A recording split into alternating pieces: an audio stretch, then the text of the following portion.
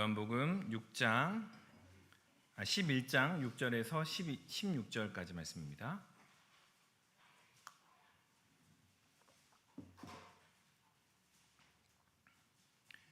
요한복음 11장 6절에서 16절까지 말씀을 제가 한 절 읽고 여러분이 한 절 읽고 한 절씩 교독하도록 하겠습니다. 나사로가 병들어 땀을 들으시고 그 계시던 곳에 이틀을 더 유하시고 제자들이 마르되 랍비여 방금도 유대인들이 돌로 치려 하였는데 또 그리로 가시려 하나이까?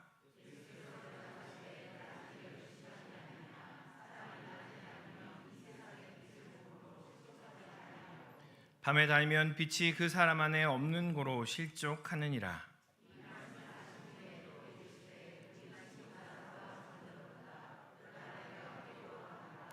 제자들이 이르되 주여 잠들었으면 낫겠나이다 하더라.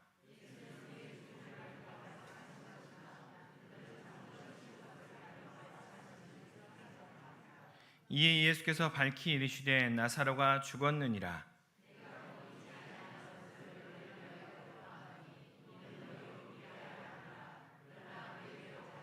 함께 읽겠습니다.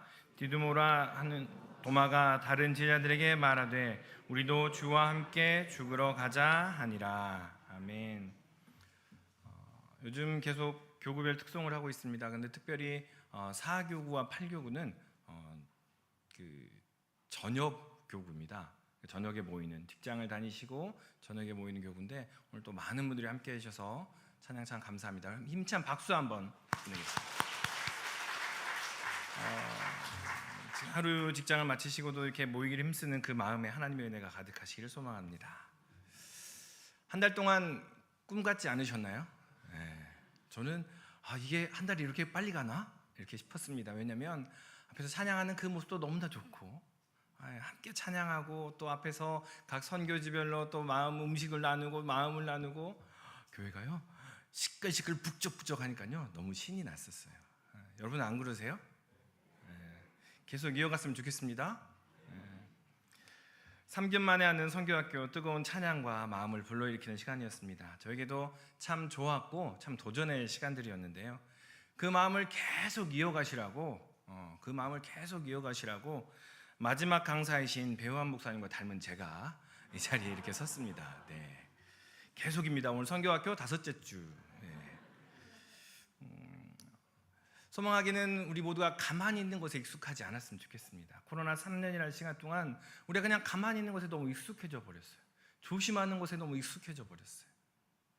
가만히 있는 것에 익숙하지 않고 찬양하는 것에 설레고요, 예배 드리는 것에 설레고요, 교회 드리는 것에 설레고 모이는 것에 설레는 그 설렘이 다시 한번 일어나는 시간들이 됐으면 좋겠습니다. 저도 비슷하게 최근에 어떤 설렘이 한 가지가 있었는데 비슷하게 드라마의 한 부분을 보고서 설레임과 또 가슴이 심장이 콩닥콩닥 뛰는 그 일이 다시 있었습니다. 그 낭만 닥터라고 최근에 다시 시작했죠. 그런데 한 의사가 그 내용 중에 한 의사가 다른 환자를 보다가 이렇게 방치된 젊은 아이가 죽는 걸 놓친 거예요. 이 의사는 환자를 보고 있었기 때문에 최선을 다한 거였습니다. 그런데 원장 그 김사부의 앞에서 울면서 슬리퍼 차림 그대로 와서 울면서 그 아이 내가 잘못했다고, 내가 죽였다고, 그 아이 내가 잘못해서 그 아이가 죽어버렸다고 우는 모습을 이렇게 봤어요. 보는데 갑자기 저도 마음에 갑자기 눈물이 나는 거예요. 누가 볼까 얼른 훔치고요. 왜 울었을까 생각을 해봤더니 제 마음 가운데 그 간절함이 사라졌더라고요. 죽은 영혼, 죽음을 향하여 달려가는 그 영혼, 그 설레임과 각오와 그 결단이 저도 언젠간 사라져버리고 그냥 익숙하게 그렇게 지내고 있는 저의 모습을 보았습니다. 선교학교를 했습니다. 그리고 매주 수요일마다 또 전도부가 열심히 움직이고 있습니다. 모르셨죠? 선교학교도 마치고 전도부도 열심히 모임을 하고 있습니다. 우리가 다시 한번 죽어가는 영혼에 대한 그 마음을 불러일으켜야 할 것입니다.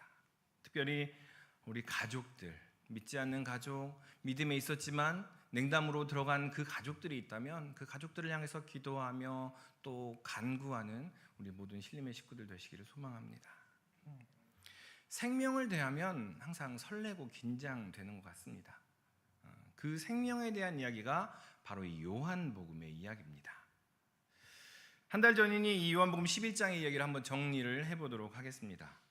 10장에서는 절기에 맞춰서 예수님께서 예루살렘에 올라가셔서 나는 선한 목자다, 그리고 나는 선한 목자이며 하나님과 나는 동등된 똑같은 분이다 라고 이야기를 합니다. 그렇게 이야기하자 사람들이 돌을 들어 예수를 치려고 합니다. 감히 네가 하나님의 그 거룩한 이름을 이야기하다니 라고 하며 돌로 치려고 하죠. 그리고 나서 예수님께서 세례 요한이 처음 세례를 주었던 베다니에 가서 머무십니다. 처음으로 세례를 주었던 베다니에 가서 머무시면서 복음을 증거하며 또 생명을 전하는 그러한 일들을 행하십니다. 그런데 그 순간 다시 11장이 됩니다. 11장이 되며 또 다른 지명인 베다니의 이야기가 나옵니다. 성경에 보면 베다니라는 지명이 두 군데가 나옵니다. 세례 요한이 처음 세례를 주었던 베다니라는 땅과 오늘 나사로와 마르다와 마리아가 사는 예루살렘에서 오리 정도 떨어진 베단이라는 지역이 나옵니다. 그 다른 베다니에서 또 하나의 일이 일어나죠. 그곳에서 그 베단이라는 지역은 조금은 열악하고 가난하고 부정한 사람들, 좀처럼 들어가서는 안 되는 사람들이, 접촉해서는 안 되는 사람들이 사는 곳인데 그곳에서 예수님의 역사가 다시 한번 일어납니다. 그 베다니에서 나사로가 죽을 병에 걸렸습니다. 이제 좀 죽을 것 같아요 라는 정가를 예수님께서 받는 이야기가 11장 처음의 이야기들입니다. 그러니까 세례 요한이 세례를 주던, 세례 요한의 세례로 말미암아 거듭나는, 다시 한번 그리스도로 함께 들어오는 그 10장의 베다니의 이야기에서 죽은 사람을 살려내는 예수님의 그 생명의 사역인 11장의 베다니로 이야기가 옮겨가는 이야기가 바로 오늘의 본문의 내용입니다. 우리가 몸을 깨우는 여러 가지 방법들이 있습니다. 정신이 요즘엔 많이들 그러시는데요. 아침이 되면 커피를 한 잔씩 드셔야 정신이 번쩍번쩍 든다고, 또 몸이 이렇게 다운이 되면 바카스나 여러 가지 많은 것들을 드시면서 몸을 깨웁니다.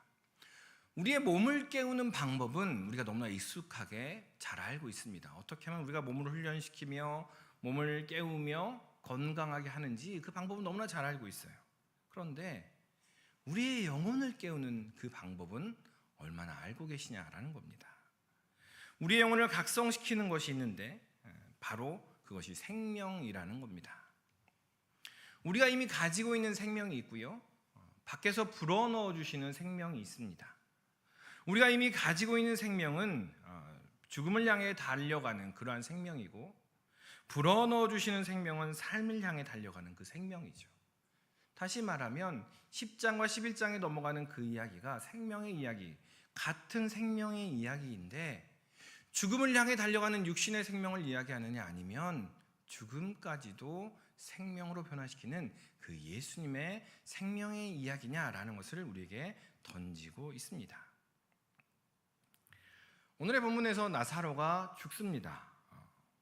예수님께서 사랑하시는 가족이니 당장 가서 고쳐주셔야 되는데 베다니에서 이틀을 더 머무시죠. 우리는 너무나 궁금해해야 됩니다. 이 순간 왜 예수님께서 그렇게 당장 가지 않으시고 이틀을 더 머무셨을까? 그리고 나서 베다니의 나사로를 만나러 가자고 하실 줄 알았는데 이제는 또 엉뚱하게 유대로 가자라고 이야기하십니다. 그래서 제자들이 말리죠. 그리고 난 후에 예수님께서 자, 이제 나사로가 죽었으니 나사로를 깨우러 가자라고 말씀하십니다. 오늘 본문에는 네 가지의 짤막한 대화들이 나옵니다. 그런데 그 네 가지의 대화들 모두가 한 가지를 가리키는데 바로 생명입니다. 이 네 가지 대화가 모두 다 한 가지를 지시하는데요, 예수님께서는 생명이십니다. 예수님께서는 생명을 살리는 능력을 갖고 계신 분입니다. 예수님께서는 우리에게 생명을 불어 넣어주시는 분입니다 라는 이야기를 하고 있는 겁니다. 나사로의 가정은 예수님께서 자주 들르시고 사랑하는 그러한 가족이었습니다. 그러니 나사로가 아프다는 소식을 듣자마자 바로 가실 것이다. 당연히 가실 것이다. 예수님께서 요한복음에서 수차례 예루살렘에 들르시는데요. 예루살렘에 들를 때마다 들리시는 곳이 나사로의 가정이었습니다. 그만큼 친하고 가깝고 사랑하는 그 가족이었습니다. 그 가정에 죽을 일이 있어요. 나사로가 병들어 죽을 것 같아요. 당연히 들를 것이라고 생각을 하죠. 그런데 갑자기 다른 배단이 그 지역에 이틀을 더 머무십니다. 그리고 그 이틀 후에 나사로가 죽습니다. 우리는 이 일을 모릅니다.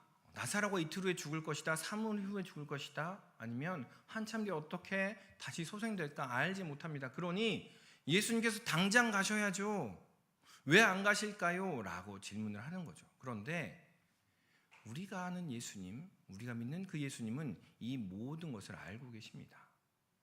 그러니까 다시 말하면 조금 조심스럽긴 하지만요, 예수님께서 베다니에 이틀을 머무시는 것은요, 어찌 보면 일부러 그러신 겁니다. 나사로가 죽기까지 기다리셨다가 그 이후에 예수님께서 그것들을 행하시기 시작하셨다는 거죠.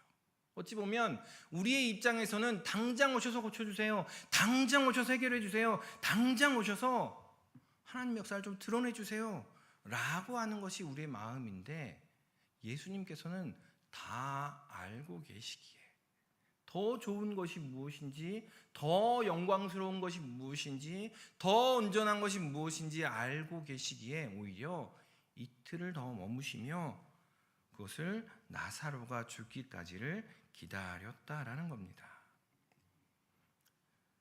병을 고치는 예수님에 그치는 것이 아니라 그냥 당장 가셨으면 아마 그냥 병 고치는 예수님 정도였을 겁니다.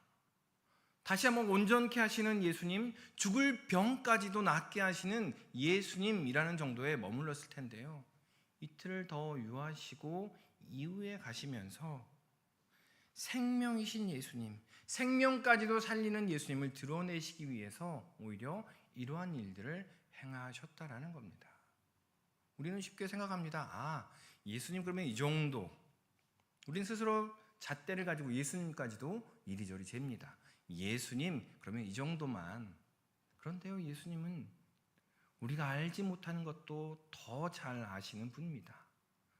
우리가 당장 주세요, 당장 급해요 라고 이야기하지만 오히려 예수님께서는 아니 그 다음에, 아니 이틀 후에 라고 말씀하시며 더 영광스러운 것들을 드러내려 하신다라는 거죠. 그리고 갑자기 유대로 가자고 하시네요, 예수님께서. 그런데 실제로 유대로 가셨어요, 안 가셨어요? 안 가셨습니다. 자, 유대로 가자라고 말씀하시지만 유대로 가지 않으시고 안 가셔요. 그렇다면 그것에 다른 의미가 있다라는 거죠. 유대 땅 예루살렘으로 가신다라는 이야기인데요. 그러면 도대체 예루살렘에 가서는 무슨 이야기를 하셨는가 살펴보면 이렇습니다. 앞에서 계속 예수님께서 예루살렘에 가서 하셨던 일들은 38년 된 병자를 일으키셨고요. 그리고 그 병자에게 생명을 선포하셨습니다. 그리고 명절에 올라오셔서 생수의 강이 흘러나리라 선포하셨고요. 수전절에 예루살렘에 오셔서 또한 나는 선한 목자다라고 이야기하시며 양들에게 생명의 이야기를 전하셨습니다. 그러니까 유대 땅 예루살렘에서 예수님께서 하신 이야기는 딱 한 가지예요. 생명과 빛과 생수의 강을 이야기하셨습니다. 다시 말하면 예루살렘에 가서 예수님께서는 생명을 계속해서 이야기를 하셨다는 거예요. 다시 말하면 예수님께서 자 유대로 가자라는 이야기는 내가 유대 땅에 가서 예루살렘에 가서 무슨 이야기를 했는지 잘 기억해봐. 자 너희는 이제 나사로 고치러 가시죠 라고 이야기하지만 내가 예루살렘에 가서 무엇을 이야기했고 어떤 존재로 이야기했는지 생각해 보라라고 제자들을 깨우고 계시는 이야기입니다. 유대로 가자라고 말씀하시는 그 말씀은 내가 생명이다라는 것을 다시 한번 이야기하시는 거예요. 내가 거기서 선포했던 것들을 기억해 봐라 라고 도전하는 겁니다.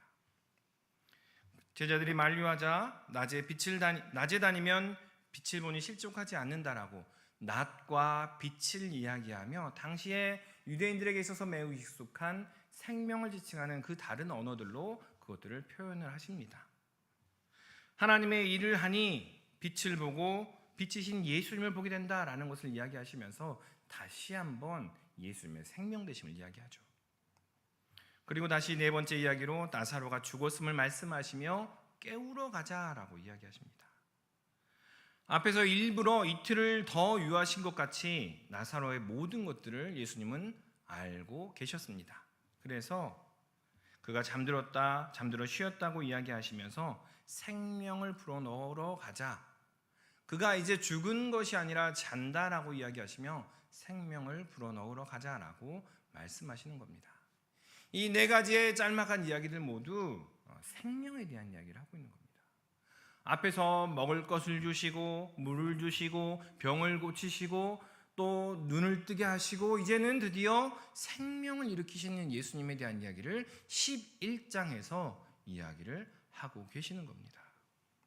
이 나사로의 이야기는요, 그냥 예수님이 사랑하시는 그 한 사람을 살리셨어요. 살리는 능력이 예수님께 있어요 라는 이야기도 맞습니다. 그런데 거기서만이 아니고요, 예수님이 생명입니다라는 것을 이야기를 하고 있는 겁니다.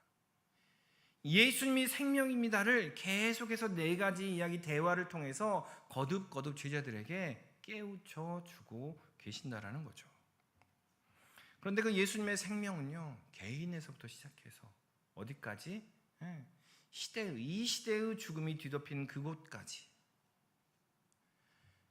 시위의 장소, 집회의 장소, 전쟁의 장소에서 예배드리는 사제들이 있습니다. 예배드리는 목회자들이 있습니다. 그곳에 가서 그 죽음의 장소에 생명을 선포하는 그 예배를 드리는 겁니다. 그곳에 가서 하나님의 말씀을 선포하면서 그곳에 생명이 있음을 전하는 거죠. 시작은 우리의 마음에서부터의 생명입니다. 그것이 흘러가서 시대의 어둠에, 시대의 아픔이 있는 곳에까지 흘러가는 생명의 이야기라는 겁니다. 계속해서 좌절하고 실패하고 세상에서 이리저리 끌려가는 우리에게 힘을 주시는 생명입니다. 38년 된 병자를 고치시고 죽어가는 왕의 신 아들을 고치시고 날 때부터 맹인된 사람의 눈을 뜨게 해주시는 생명입니다. 계속해서 앞에서 이야기합니다. 니고데모에게 만나서 이야기해 주셨고요, 사마리아 여인에게 그리고 5,000명에게 유대 형제들에게 진리를 알게 하는 그 생명의 이야기를 하셨습니다. 단순히 그들에게 먹을 것을 주시고 단순히 그들에게 마실 것을 주시는 것이 아니고요, 그들에게 살아갈 이유를 친히 보여주신 것이 예수님의 이야기입니다. 니고데모의 이야기, 사마리아 여인의 이야기, 모여있는 5,000명의 장정의 이야기가 누구의 이야기일까요? 혹시 여러분의 이야기가 아닙니까? 하나님, 내가요 하루 이렇게 고생해서 일하고 주님 앞에 왔어요. 하나님, 제가요 이 사람 저 사람 눈치 보면서 그냥 겨우겨우 숨어서 물 한 동이 기르러 주님 앞에 왔어요. 그런데 예수님께서 그냥 물만 주셨다고요? 아니요, 예수님께서 주신 그 물은요 생명입니다. 우리의 삶이 38년 된 병자와 같다라는 생각이 들 때가 있으시죠? 천사가 언제 내려오나 눈을 동그랗게 뜨고요, 가장 먼저 들어가서 그 물에 들어가야 내가 이 더러운 거적더기에서 벗어나고 내가 이제 드디어 나을 수 있겠구나라고 생각하는 그 삶이 우리의 삶이었던 거예요. 우리의 삶이 날 때부터 맹인과 같이 눈을 떴음에도 너는 눈 떠서는 안 돼.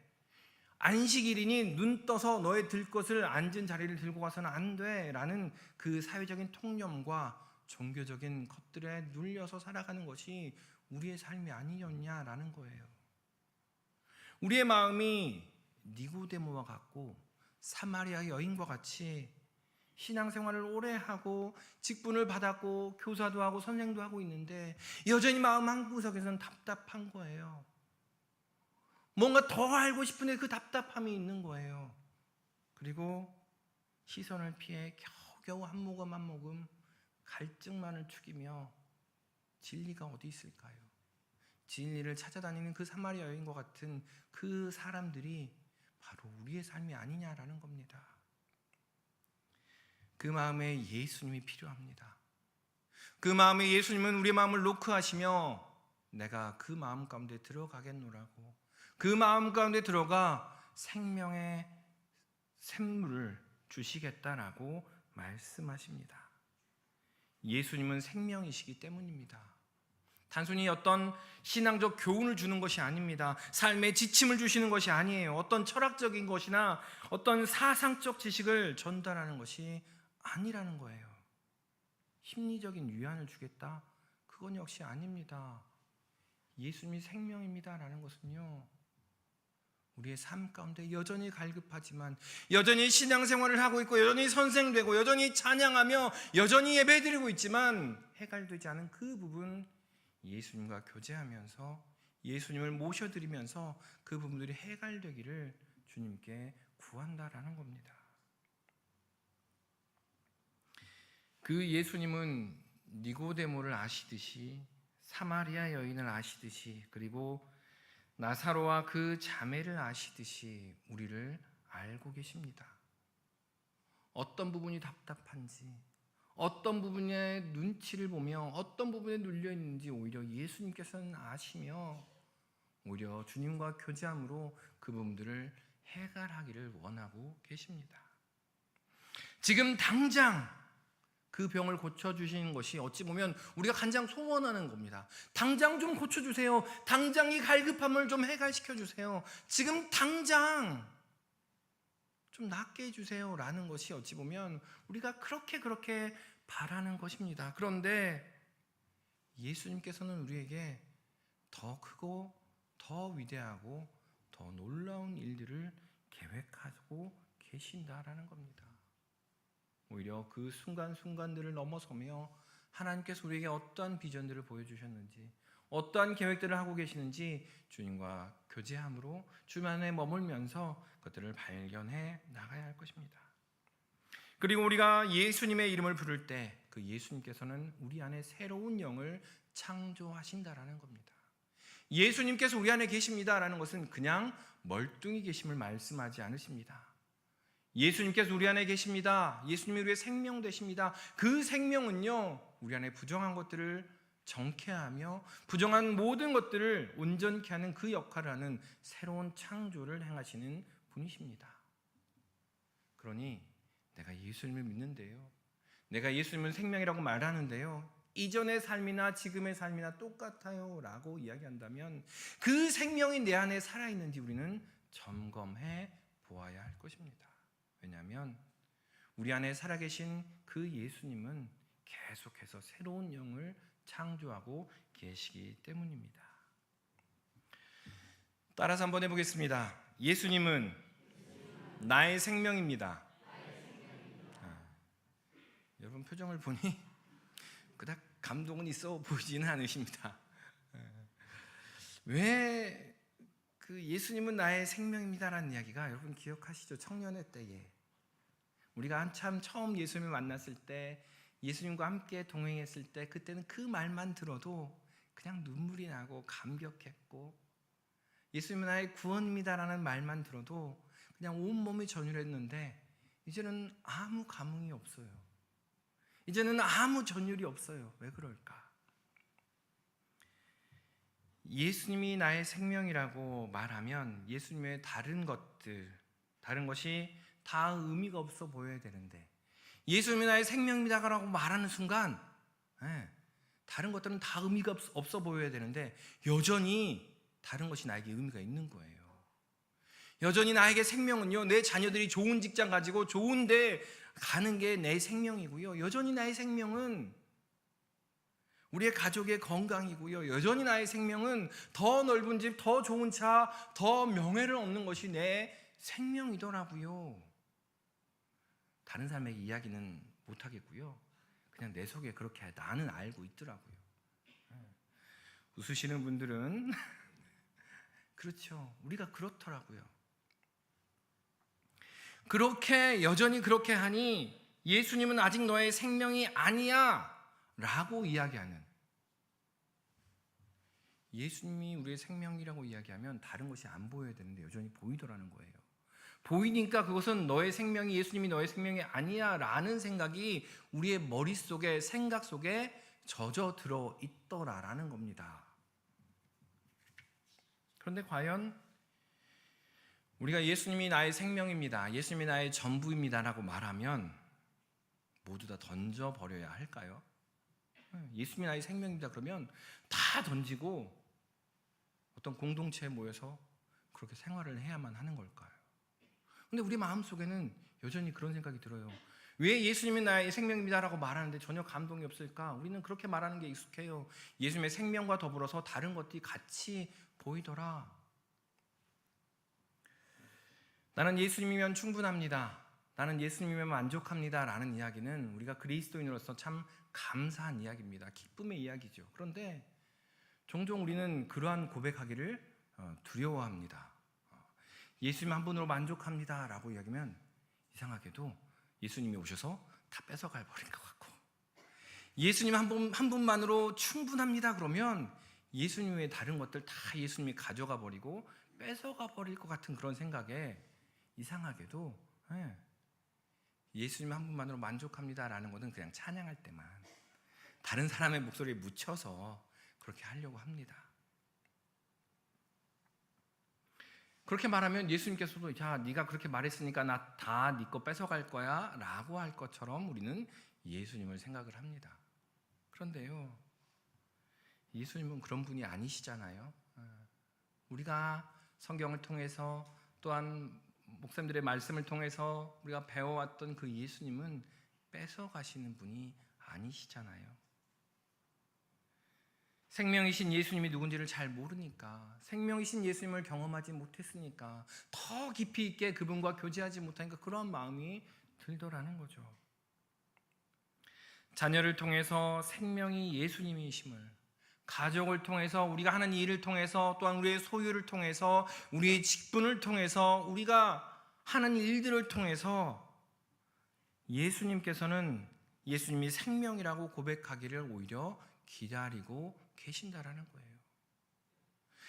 나의 속을 그렇게 썩이는 속을 썩이는 저 자녀들을 통해서, 때로는 나의 속을 썩이는 내 가까이 있는 직장 동료들을 통해서, 심지어 그들을 통해서까지도 예수님은 생명이야 라는 이야기를 우리 입술을 통해서 고백하기를 기다리고 계신다라는 겁니다. 그렇다면 그 생명을 품은 우리는 어떻게 행동을 해야 될까? 돌아보았으면 합니다. 마리아나 마리아 입장에서는 사람을 보냈습니다. 어떠한 연유로 사람을 보냈을까요? 마리아가 예수님께 사람을 보낼 때는 분명히 예수님께서 오셔서 우리 나사로를 살려주실 거야 라고 생각하면서 분명히 사람을 보냈을 겁니다. 그런데 예수님께서 가셔요? 안 가셔요? 안 가셔요. 이틀 동안이나 더 머무십니다. 아마 마르다의 마음은 그랬을 것 같아요. 예수님 안 오신대요, 그냥 계시던데요 라는 말을 들었을 때 마르다의 마음은 어땠을까요? 어찌 보면 답답하기도 하고요, 서운하기도 하고요. 예수님 매년 예루살렘에 가실 때마다 우리가 어떻게 드렸는데 이런 그 생각도 들었을지도 모릅니다. 그런데 예수님께서는 더 좋은 것을 준비하고 계셨다는 거죠. 행여나 혹시 목사님들이 만약에 신방 갑시다 그런데 아니요, 이틀만 더 기다려보세요, 그럴 분은 없으세요. 그런데 혹시라도 그런 분이 계시면 그 목사님들도 더 큰 거를 이렇게 준비하고 계신다는 거. 그런 분은 안 계십니다. 그런데 그럴 수도 있다는 걸 기억하시고요. 마르다가 사람을 보냈을 때는요, 예수님께서 당장 오셔서 고쳐주실 거야 라고 생각을 했을 겁니다. 그런데 예수님께서는 더 큰 그림을, 더 큰 것을, 더 아름답고 놀라운 것들을 계획을 하고 계셨다는 겁니다.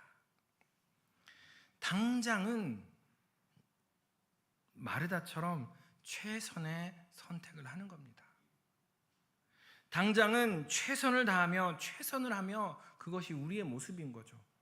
마르다가 사람을 보내 예수님을 청한 것 같은, 또한 나사로가 묻혀있던 그 무덤의 문을 예수님께서 나사로야 나오너라 라고 이야기할 수 있도록 그 무덤 문을 굴려 열어놓은 것처럼 최선의 것, 생명의 빛이 나에게 있으니 그 최선, 그 빛을 품고 최선의 것을 행하는 겁니다. 그 순간에도 그 누구보다도 오히려 더 귀하고 더 아름다운 것으로 우리를 향한 계획들을 세우고 계시기 때문에 그렇습니다. 공부도 최선을 다해서 하고요. 건강을 위해서 최선을 다하고요. 직장과 가정 그리고 자녀를 대할 때, 남편을 대할 때, 아내를 대할 때도 그리스도 안에서 생명의 빛을 품은 사람으로서, 생명을 품은 사람으로서 최선을 다하는 겁니다. 그때 그들을 통해서 예수님이 생명이다라는 이야기가 증거되더라라는 겁니다. 우리가 최선을 다해서 하는 그것이 예수님께 쓰임받을 수 있다라는 거죠. 생명을 품은 사람, 나는 생명을 가지고 있으니 이제 안주해도 괜찮겠지? 아니요. 최선을 다하는 그것을 통해서 예수님의 역사가 드러납니다. 그리고 예수님께서는 유대로 가자라고 이야기하십니다. 또 밤에 다니시고요. 잠든 그곳에 가자라고 이야기합니다. 항상 이상하게도 예수님께서는요, 우리가 가고 싶은 곳에 가자라고 먼저 이야기하지 않으세요. 항상 예수님께서는 그렇게 가기 싫은 곳만 우리를 끌고 가시더라고요. 저곳에 네가 갈래? 저곳에 네가 가보면 어떻겠니? 계속 우리 마음 가운데 부담감을 주시면서 우리를 그렇게 물어보시잖아요.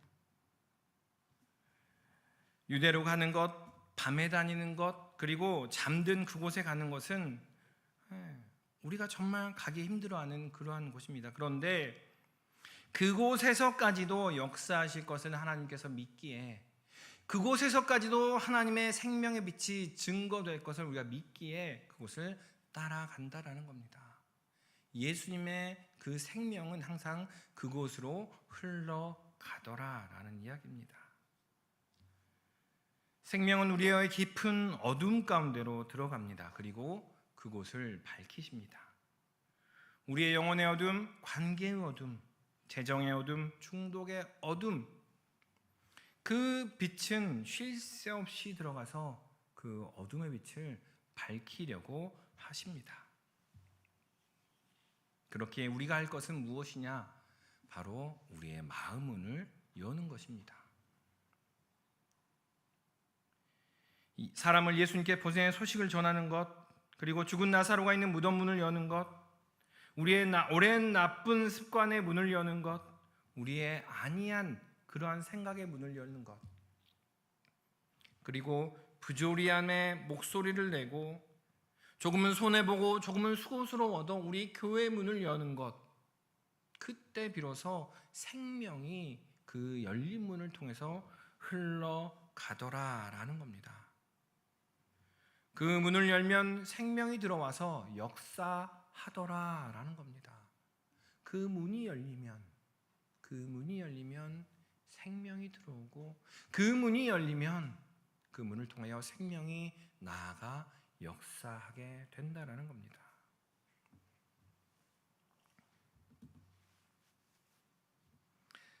사랑하는 우리 신림의 식구 여러분, 여러분은 예수님이 생명이심을 믿으십니까? 당장 오셔서 고쳐주지 않으실 수도 있습니다. 그럼에도 예수님이 생명임을 믿으십니까? 돌을 들어 칠 것 같은 위험한 곳으로 여러분을 보내실 수도 있습니다. 그럼에도 여러분에게 예수님은 생명이십니까? 밤에 다니자고, 잠자는 이들을 깨우러 다니자고, 너의 명예와 너의 자세 그 모든 것 던져버리고 저 낮은 곳으로 가서 고생하자고 우리에게 손을 내미실 수도 있습니다. 그럼에도 예수님은 여러분에게 생명이 되십니까? 그 아멘으로 대답하는 그 믿음으로 예수님은 역사를 시작하실 것입니다. 그 결단으로 예수님은 당신의 능력을 행하실 것입니다. 그 생명이 소망이 되며 그 생명이 병든 자를 고치고 죽은 자를 일으키셨던 것처럼, 그것이 단순히 2000년 전의 그냥 이야기가 아니라 여전히 우리 가운데 생명으로 역사되어져서 우리 안에 소망으로 싹트고 다시 한번 사람들의 소리가 들리고 다시 한번 살아나는 이야기가 우리 가운데 퍼져나가기를 소망합니다. 그것이 우리 안에 생명이 있습니다. 그것이 우리 안에 생명이 살아 있습니다. 그것이 우리 안에 생명이 역동하고 있습니다라는 증거라는 사실을 기억하셨으면 좋겠습니다. 그래서 소망하기는 우리 모든 신림의 식구들이, 우리 모든 믿음의 식구들이 그 생명이신 주님과 동행하며 그 생명이신 주님을 인정하고 고백함으로 말미암아 그 새롭게 창조하시는 그 창조 가운데 나아가시는 우리 모든 믿음의 식구들 되시기를 주님 이름으로 축원합니다. 기도하겠습니다. 사랑 안에 충만하신 아버지 하나님, 주님은 생명입니다. 지금 당장 느껴지지 아니하고 오랜 신앙생활의 결과로 어떠한 감흥도 없지만 다시 한번 고백하고 또 고백하며 또 엎드려지고 또 엎드리며 엎드리겠습니다. 주님은 나의 생명이십니다. 우리 안에 계신 성령님, 우리 안에 계신 예수님, 그 생명이신 주님께서 우리의 모든 것들을 주장하여 주시사 새롭게 빚어주시고 역사하며 온전케 하시는 주의 능력을 경험하게 하여 주시옵소서. 그리하여 그 생명이 흘러감으로 말미암아 생명이 샘솟는 우리 모두가 되도록 주님의 은혜가 넘치게 하여 주시옵소서. 감사드리며 이 모든 말씀 예수님의 이름으로 기도드리옵나이다. 아멘.